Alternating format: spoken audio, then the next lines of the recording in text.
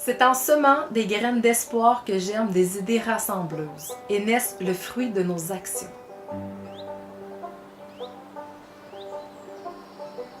C'est avec cette vision que le Centre de femmes du Témiscamingue et le Comité de la Journée internationale des femmes ont décidé de réunir des femmes de tous âges, afin de savoir où elles en étaient rendues dans leurs rêves, dans leur sentiment d'appartenance au territoire et comment elles l'habitent.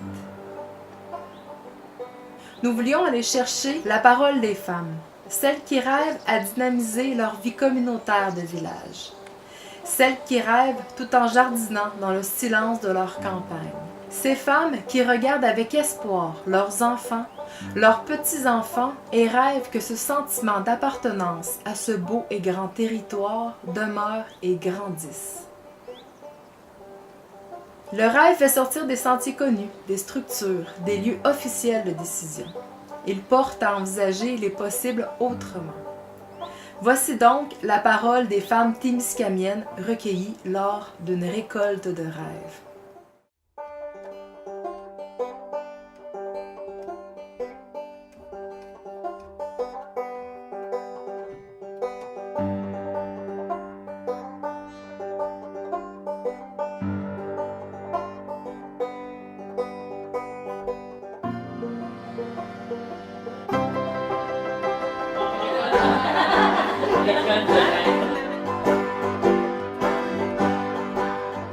Je vais vous présenter des objets qui m'ont inspirée dans ma vie. Pépé Mémé Sabourin. À l'heure d'où je faisais tout. C'est ma grand-mère qui m'a donné le goût d'être jardinière. J'ai une famille très inspirante et créative. Le bonheur du végétarisme. Oh là, je me suis lancée dans l'inconnu et dans la découverte des nouvelles saveurs. L'art de vivre au temps jadis. Je l'ai feuilleté des centaines de fois et toutes les fois, j'avais envie de faire tout. Créer la vie qui vous ressemble. Tu viens d'où? T'es rendu où? Qu'est-ce que tu veux? Ben, fais-les. Fred Pellerin. C'est son amour pour la communauté, le village, les gens qui y vivent et la transmission aux générations qui suivent. Dans le fond, moi, j'ai choisi d'apporter un canot de métier à tisser. Ce qui me fait triper là-dedans, c'est que le métier à tisser, c'est un des derniers objets qu'on peut utiliser qui n'est pas branché dans le mur. Donc, c'est sûr que pour moi, ça évoque toute l'autosuffisance, la possibilité de faire les choses soi-même. Il y a aussi une question d'action. Faire du métier à tisser, c'est très concret. On soigne les canaux, une heure après, on a un linge à vaisselle, quelques heures après, on a une couverture. Mon rêve, c'est pas juste de rêver, mais c'est aussi de passer à l'action. Le phare, c'est la lumière. Hein? C'est la lumière qui nous guide dans la brume, c'est la lumière qui nous guide quand on cherche une direction, parce qu'on peut la voir de plusieurs directions. Quand on a des décisions à prendre, souvent on a besoin d'être éclairé. Puis le phare nous donne une vision de loin.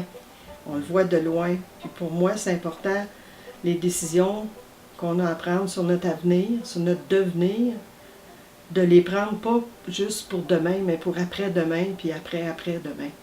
Ma source d'inspiration, c'est la terre. La terre pour tout son potentiel de fertilité, de créativité. La terre est nourricière et guérisseuse.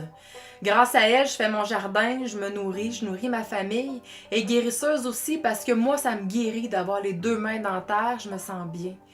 Je récolte aussi des plantes médicinales pour soigner ma famille. J'ai aussi un énorme respect pour la terre parce que j'ai mes racines témiscamiennes bien implantées. Puis la terre, pour moi, c'est la vie. J'ai un devoir de la protéger. La tendance est à revenir bio. Moins de chimiques, moins d'engrais, toutes sortes de choses. Pourquoi ne pas revenir à ça?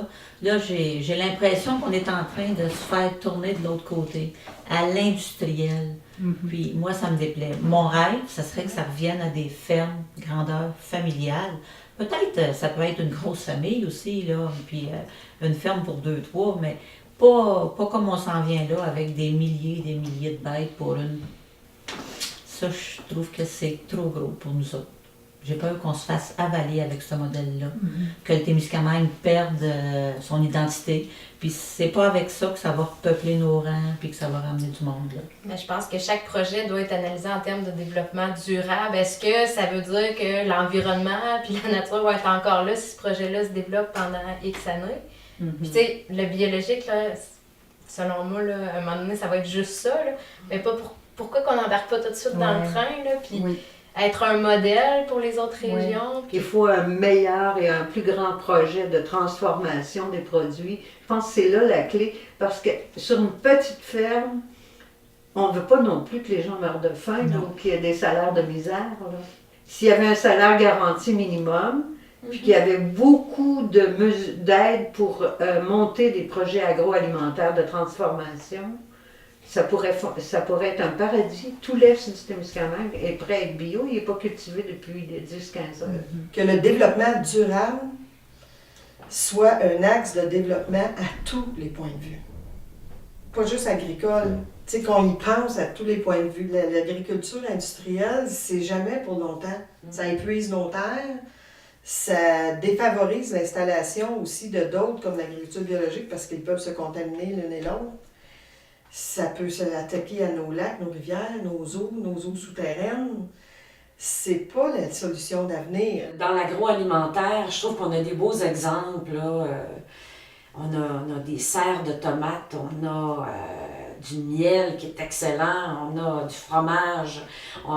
Donc, il y a encore de la place là, pour d'autres choses. À Ville-Marie, il y a l'hôpital, puis juste à côté de l'hôpital, c'est le terrain du presbytère, qui a un beau grand terrain où moi je rêve que l'école du frère Moffett produise des légumes, parce qu'il y a un cours en production maraîchère, qui produisent des légumes sur ce terrain-là pour fournir la cafétéria de l'hôpital. Ce serait un super bel environnement pour les gens qui sont hospitalisés aussi, d'aller marcher dans ces jardins-là, d'aller même donner un petit peu de temps, d'aller... Puis avec l'école, ça serait un super beau partenariat. Je trouve qu'en plus, le Témiscamingue là, pourrait nourrir l'Abitibi, tu sais, parce qu'on parle tout le temps en termes de transport. C'est sûr, il faut les transporter, les aliments. Mais mon Dieu, là, me semble que le marché à Rouen là, devrait être plein de légumes et d'agroalimentaire du Témiscamingue, qu'il y aurait du monde dans le rang, tu comprends? Il y en aurait des maisons, puis il y en aurait du monde dans le rang. Si tout le monde, dans le fond, au lieu de payer des taxes, on était obligé d'avoir un arbre fruitier, tant de potagers, tu sais, avoir un quota pour que finalement on assure l'autonomie alimentaire de cette façon-là, mais en l'exigeant, que chaque citoyen fasse sa part. J'aimerais ça que dans mon village, il y ait, il peut avoir des boîtes à fleurs, j'ai rien contre les boîtes à fleurs, je trouve ça extraordinaire. Mais ce serait des fines herbes, ce serait des tomates, ce serait des courges, n'importe quoi. Puis là, tout le monde prend des marches puis jardine. Imaginez le village. Que ça fait. On se promène, là. Puis là, pour souper, on a besoin du basilic, mais il y en a partout. Mais on s'échange, c'est des échanges qu'on pourrait avoir. Ça fait une communauté riche. Pour commencer, peut-être qu'on pourrait faire des projets durant l'été avec des enfants, leur montrer comment cultiver. On parlait d'entrepreneuriat tantôt. Bon, ben les jeunes pourraient ensuite vendre leurs légumes à la fin de l'été, ou si c'était parti dans un cours au printemps à l'école, on fait les semis, rendu à tel mois, on va aller vendre nos plants, puis on va... Bon, ben les enfants apprennent à cultiver, apprennent à devenir entrepreneurs. Ma source d'inspiration, c'est... moi, c'est les enfants. Je suis enseignante. Puis j'ai eu 3 enfants, là, ils sont rendus plus grands. Mais je trouve que les enfants, ça nous apporte tellement. Puis ces enfants-là, c'est les adultes de demain. Moi, ça m'inspire parce que ce que je veux, c'est qu'il y ait un meilleur monde pour eux. Puis qu'ils reviennent chez eux au Témiscamingue. Bonjour, je m'appelle Sonia Lambert. Je suis membre d'un comité de parents pour une école alternative primaire au Témiscamingue. Je rêve de ce type d'école car c'est une école où on peut s'impliquer énormément en tant que parent, où il y a divers projets pour les étudiants. La communauté peut aussi venir à cette école-là. C'est une façon différente de voir l'éducation. Bien que dans nos écoles, on a des merveilleux professeurs qui travaillent déjà, qui ont déjà un petit côté alternatif, je voudrais vraiment une école de ce type au Témiscamingue. Moi, je pense qu'on devrait éduquer vers la liberté, voir l'intention derrière l'éducation. C'est que le système scolaire, il est fait pour instruire des gens pour qu'ils performent sur le marché du travail. Et quand on éduque vers la liberté, ça veut dire qu'on tient compte des différences entre les enfants, puis on va aller leur apporter ce qu'ils ont besoin pour qu'ils puissent marcher vers la liberté d'être. Et ça, c'est fondamental. Il faut briser le moule de l'éducation parce que justement, quand on parle d'un moule, il y a beaucoup d'enfants qui ne rentrent pas dans ce moule-là. Donc, ils n'ont pas l'intérêt, ils ne s'intéressent pas à l'école, mais alors que je veux dire, tous les enfants s'intéressent à la vie en général, sont curieux de nature. Mais d'avoir la possibilité pour les enfants qui ne cadrent pas nécessairement là-dedans, de s'épanouir autrement dans une école alternative, oh mon Dieu, quel bonheur! Ah oui. Je pense que ça jouerait au niveau du décrochage pour notre région, pour notre Témiscamingue, ça jouerait beaucoup.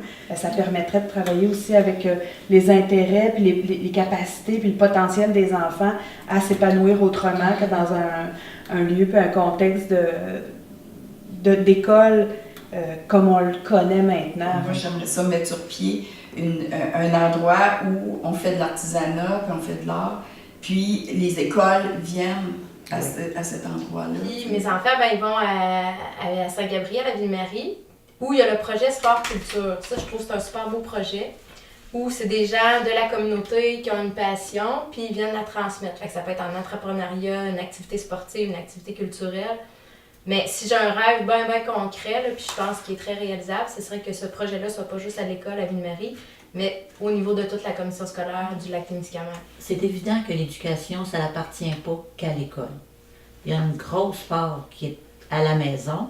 L'instruction, oui, elle doit venir de l'école, mais l'éducation part d'abord de la maison, mais pas seulement de la maison, de tout le voisinage. Justement, au niveau du sentiment d'appartenance chez les jeunes, on veut qu'ils reviennent. Moi, j'aurais envie de dire, quand ils sont encore ici, quand ils sont au secondaire, c'est le temps, de faire qu'ils se frottent à plein d'affaires. Tu sais, c'est quoi le sentiment d'appartenance qu'on peut avoir au Témis? Mais tu sais, on peut-tu les amener faire du camping d'hiver? On peut-tu les amener faire des trips de canot dans le bois, tu sais? D'aller passer une journée sur une ferme, justement, pour jardiner, tu sais, pour qu'ils puissent s'approprier ça pleinement avant de partir, pour que quand ils vont être loin, puis qu'ils vont marcher sur la rue Saint-Denis à Montréal, qu'ils se disent, tu sais, au Témis, j'étais donc bien, tu sais, dans le silence, dans l'horizon, dans la grandeur, dans l'air pur. Comme tu disais, tu sais, moi je le vois qu'il faut décloisonner, puis c'est pas juste physique, là, c'est pas juste faire tomber les murs, c'est d'amener les enfants dans la communauté, c'est de les amener à participer à la vie active citoyenne. Parce que moi, je trouve que dans nos villages, puis même, on peut même parler de Ville-Marie, même si c'est plus grand, mais on a une proximité, les enfants ont cette chance-là d'être à proximité de leur milieu. Ma première source d'inspiration est un volume qui a été écrit par une de mes tantes, Liliane Lachapelle-Godette, qui s'appelle La montagne Lachapelle. Elle a voulu retracer une partie de notre histoire. Ce sont des plumes qui, pour moi, représentent la faune qui m'entoure. Je vis près du lac Témiscamingue. Je suis très amie avec les animaux ailés, dont les canards. Enfin, ma pierre de fée est pour moi très significative. On la retrouve au Témiscamingue uniquement et en Abitibi. Je pense qu'au Témiscamingue, on est du monde chaleureux. Moi, je suis métisse. Alors, on est du monde qui est réservé, mais très accueillant. J'ai une forêt, j'ai un jardin, j'ai des animaux, j'ai des amis. Je suis active puis je suis heureuse. J'aime la vie. Puis, j'essaie de faire éclabousser ça sur mes voisins. Ma source d'inspiration qui m'aide à aller d'avant et réaliser mes rêves, c'est ma mère. Pour son énergie, son éternelle jeunesse, son désir de toujours vouloir apprendre et se réaliser. J'aimerais, comme Santo Témiscamingue, c'est d'avoir la chance que les médecins viennent à domicile parce qu'on est une population vieillissante. Puis j'aimerais ça, moi, que les médecins, ils viennent, qu'il y ait plus de soins à domicile. Moi, j'aurais voulu créer un centre que j'appelle un centre de vitalité où on aurait des exercices doux pour les personnes qui deviennent plus âgées, là, mais où ils en feraient des exercices de yoga, de pilates, qui seraient utiles à plein de bobos que ressentent les gens à mesure qu'ils deviennent plus âgés, puis en faire un centre avec une nutritionniste, puis où tu leur offres des smoothies aux avocats et aux asperges qui ne se feront pas chez eux. Important au moins de s'assurer que toutes les femmes qui le veulent puissent accoucher au Témiscamingue. Qu'il n'y ait plus jamais de coupure de service, ça n'a tellement pas de bon sens. Non, c'est vrai. Il n'y a pas de sage-femme au Témiscamingue, il n'y a pas de maison d'accouchement. Je trouve que c'est très dommage parce que je pense qu'il y a beaucoup de femmes qui en profiteraient. Je me disais, quand je vais... Mes enfants vont être grands, j'aimerais ça pouvoir aider les femmes qui viennent d'accoucher. Qu'on ait un endroit où ces femmes-là pourraient appeler et dire « Ah, j'aurais besoin d'un peu de support. » Tu t'en vas accoucher, tu t'en vas faire ce qu'il y a de plus beau au monde, là, tu t'en vas donner la vie, puis juste à côté de toi, surtout, il y a un mourant, mais en même temps, on est chanceux d'avoir un hôpital quand même à dimension humaine au Témiscamingue, mais il reste que c'est quand même une contradiction, puis moi je rêve, mais je me dis, dans 50 ans, là, toutes les femmes au Québec vont accoucher dans les maisons de naissance. On parlait des lieux communs, mais les lieux de vie, tu sais, moi là, des fois je me questionne là-dessus quand je serais plus capable de rester chez nous, là, puis je m'amuse à m'imaginer que ça pourrait être des petites mini-maisons avec un centre de jardin, de plein air, où est-ce qu'on peut justement faire les exercices ou quoi que ce soit durant quand les périodes qui fait beau, là. Mais que les gens qui donnent les soins, ben, ils iraient d'une petite maison à l'autre. Ça serait-tu assez beau, ça? Plus j'y pense, plus j'y réfléchis, plus que le Témiscamingue, ça représente la liberté. La liberté de pouvoir être qui tu es, puis de t'épanouir malgré et grâce même à tes différences, puis qu'on puisse avoir la liberté d'être qui on est vraiment.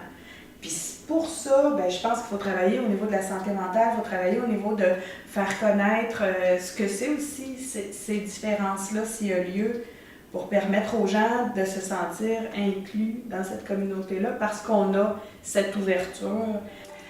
Alors moi, ce qui m'inspire au Témiscamingue et qui m'a permis de rêver, c'est la capacité qu'on a ici de pouvoir se produire dans un art.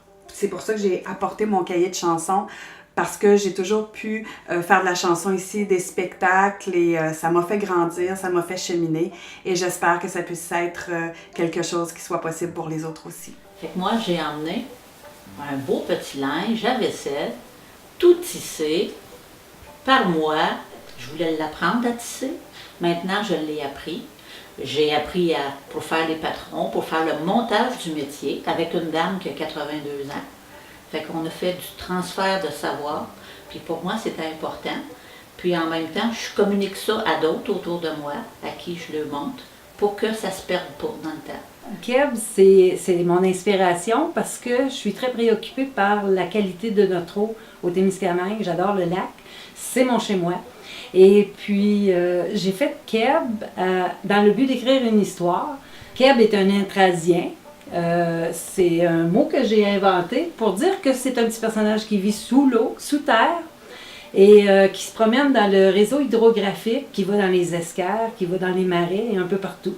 Donc, mon inspiration, c'est d'écrire et de sculpter et d'intéresser les enfants à mon projet. Voilà. Puis, quand je suis rentrée pour l'exposition, quand il y a eu le vernissage, je me suis arrêtée devant une toile et j'ai figé. Je me suis sentie complètement enveloppée là, dans une bulle de réconfort, de sécurité. Quand je regardais la toile, j'avais l'impression que tout était abstrait, mais plus je la regardais, finalement, c'est un paysage d'hiver. Puis, c'est un artiste du Témiscamingue qui s'appelle Diane Chevalier qui a fait cette toile-là. J'avais 12 ans quand j'ai rempli ça. Ça s'appelait Le carnet du flâneur. J'avais écrit que ce qui était important pour moi, c'était la nature et le théâtre. Et j'ai réalisé, avec le temps et la vie, que c'est ça que j'ai fait. Ce sont mes deux passions dans la vie, et je l'ai fait au Témiscamingue, et je suis une femme heureuse. Mon rêve de culture, c'est que tout le monde ait un Francine Plante, un Colette Jacques, un Émilie, qui ait vu une pièce d'Odette, qui ait une marionnette pointue sur son système de son.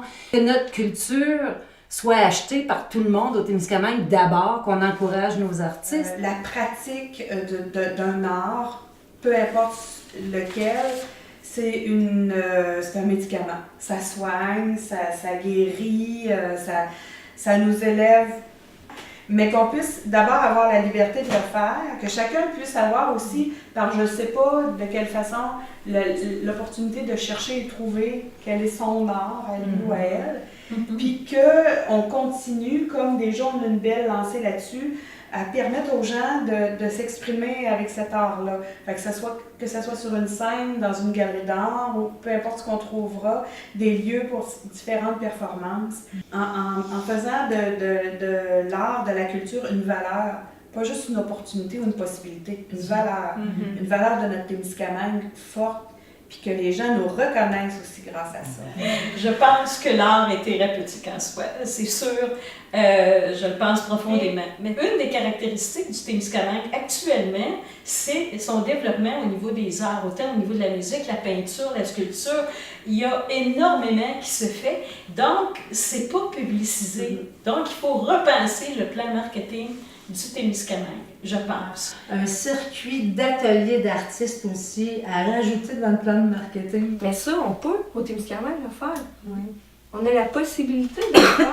Mais il y en aurait plus si les gens étaient encouragés à le faire. En plus, si on avait juste un petit salaire minimum, là, pour d'être, tu sais, je suis sûre qu'il y aurait quelque chose, puis on pourrait juste le développer, peut-être un essai au Témiscamingue, parce qu'on est beaucoup d'artistes. Oui. Une sorte de bourse de résidence en même temps pour les attirer. Ouais. Je trouve qu'au Témiscamingue, ça ébullitionne de partout. Il y en a des idées, il y en a des projets en culture. C'est pas mort, ça vit, là, ça vibre. J'ai fouillé dans ma maison, puis quand je suis tombée sur ma collection de macarons, c'est ce qui m'a le plus rappelé des projets que je garde à l'intérieur de moi. C'est tous des macarons du Témiscamingue, donc je trouve que c'est une belle trace du patrimoine. J'imagine une expo qu'on appelle le Témis Vintage. C'est une exposition que j'imagine éventuellement macarons, casquettes, chandails, de retracer des artefacts témiscamiens comme ça. C'est de l'histoire en macarons. Puis, je trouve que ça fait ludique en même temps, comme symbole. Ma source d'inspiration, c'est sûr que c'est le lac des Bois.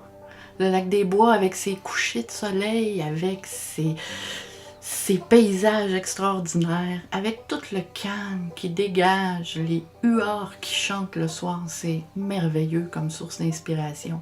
Une photo de Simone Monet-Chartrand. C'est la femme de Michel Chartrand, entre autres. C'est vraiment un couple inspirant qui ont décidé de s'impliquer, puis elle a été déterminante dans mon parcours pour m'impliquer dans ma communauté après.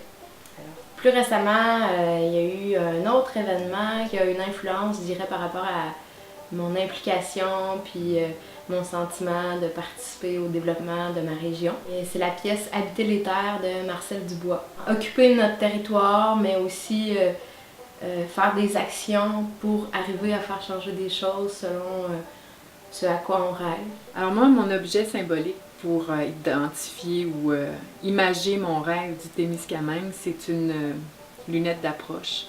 Parce que je rêve d'un Témiscamingue curieux, qui va aller au-delà de son propre connu, au-delà des frontières, pour se l'approprier aussi, pour se le ramener.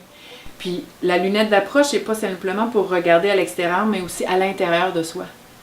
De tout ce qui se promène en soi, de tout ce qui vibre en soi, pour l'extérioriser au monde, puis le faire profiter à plus que soi. Parce que je crois que quand on fait le profiter à plus que soi, ça génère plein d'inspiration, puis plein d'actions surtout. En tant qu'immersion, on pourrait se donner des valeurs. Puis là, ben, ça serait des grandes consultations, des assemblées là, de cuisine, puis pour déterminer c'est quoi nos valeurs, nous, qu'on souhaite pour le Témiscamingue. Puis après ça, quand il y a des projets qui nous sont proposés, projets économiques ou projets autres, ben on se réfère à nos valeurs. Est-ce que ça vient rejoindre les valeurs qu'on s'est données en tant que territoire? Je trouve ça génial ce qu'elle dit. Puis la première valeur dans ce que tu viens de dire, c'est participation citoyenne. Il me semble que Ça l'aiderait peut-être aussi dans nos réflexions puis dans nos analyses pour déterminer si on va vers un projet ou un autre. Mais pourquoi on n'impose pas ici la semaine de 30 heures? Tu as le même salaire que quelqu'un qui travaille 40 heures, mais tu en travailles seulement 30, donc tu gagnes du temps. Moi, j'aimerais ça qu'on devienne la MRC 4 jours de travail par semaine. Peu importe, c'est dans la fonction publique, à l'école, à l'hôpital ou les travailleurs autonomes. Tous les beaux projets qu'on rêve, on serait capable de les réaliser parce qu'on aurait tous plus de temps, plus d'énergie. Donc, plus de monde peuvent travailler, plus de qualité de vie, plus d'implication sociale, plus de temps dans nos familles. En étant sur le marché du travail, tu pars de chez vous le matin à 8 h, tu pointes à la job à 8 h 30, tu reviens le soir, tu vas vite chercher les petits à la garderie, tu fais le souper, les leçons. Je pense que tout le monde sait c'est quoi ce rythme de vie-là. Moi, c'est ça, je trouve que ma communauté, je l'apprivoise avec le temps. Je trouve que jeune, j'avais pas le temps, tandis que là, je le prends. Je sais pas, à chaque fois que je vais faire du bénévolat, mettons pour la SDT, pour le tourisme, pour le théâtre, pour la salle, n'importe quel genre de bénévolat, que je reçois une espèce de coupon, puis quand je m'en vais à la retraite, étant donné que moi, je me suis beaucoup impliquée toute ma vie dans ma communauté et que j'ai donné beaucoup de temps, que ce soit reconnu et rétribué d'une certaine façon, que j'aie un plus gros chèque de pension, si on veut, devrait être remis comme une forme de justice sociale là, qui s'installerait. Dans plusieurs villes du monde, il y a des gens qui ont décidé de se développer leur propre monnaie locale pour garder les sous chez eux puis que les gens consomment chez eux. Ici, je vois un Témiscamingue où il pourrait y avoir du troc, du partage entre les différentes personnes des différentes municipalités. Bon, mais telle personne est habile en telle chose. Mais toi, tu es habile en telle chose. Ah, regarde, j'aurai un petit 2 heures. Hey, toi, peux-tu me donner 2 heures? Donc, tu sais, au lieu de toujours payer, ça pourrait être des échanges. Revenir vraiment aux bases, à nos racines. Moi, je suis métisse, puis j'aimerais beaucoup qu'on s'associe à Wanoé, qu'on apprenne des choses d'eux. Que nous, on peut lui montrer des choses aussi. L'apprentissage de notre territoire, de la nature. On est sur un grand territoire, puis bon, c'est le fun de s'organiser avec nos affaires, puis tout ça.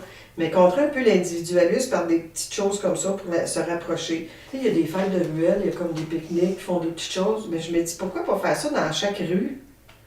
Dans les rues de nos villages, par exemple, juste pour connaître nos voisins, puis échanger, puis chacun amène son plat, puis les enfants, puis chien puis chat. Je rêve d'un mouvement citoyen à la mairie ou d'un mouvement citoyen à la préfecture, que ce soit pas juste une personne qui porte ça. Mais mettons, moi, là, si on était 15, là, ben j'irais. De dire, ben on va être 15 à se partager cette tâche-là. Moi, j'ai ces connaissances-là, j'ai cette expérience-là, toi, t'en as d'autres aussi, là. Fait qu'ensemble, puis les échanges d'idées aussi, puis tu sais, les jurys, là, quand ils sont pigés au hasard, là, ils n'ont pas nécessairement l'expertise sur un dossier, là, mais là, ils la développent avec leurs valeurs, avec leur jugement, avec leurs réflexions. Être en gang pour y aller, puis avec chacune de nos expertises, puis notre bagage, il me semble que ça devient plus accessible, puis en même temps, on implique plus de monde, puis ça fait encore plus un monde comme on le veut. Il y a d'autres modèles politiques, c'est ça que tu dis. Il y a d'autres modèles de gestion et de politique que le modèle traditionnel actuel. On est proche de ça. On ne fait pas juste rêver en couleur. Je pense qu'on rêve éveillé. C'est riche! J'en reviens pas, là, j'en aller chez nous, ça va faire briller dans ma tête! Moi, je vous remercie parce que c'est rare qu'on nous interpelle pour dire quels sont vos rêves. Oui. Puis ça, c'est extraordinaire. Reprenons notre pouvoir de citoyenne et permettons-nous d'imaginer un Témiscamingue d'initiative citoyenne, d'autonomie, d'autosuffisance, qui porte la qualité de vie pour toutes et tous et le développement durable comme valeur première de ce projet de vie communautaire. Rêvons d'une vision collective à la mémoire de nos bâtisseuses et bâtisseurs et pour l'avenir des générations futures. Rêvons au Témiscamingue de demain.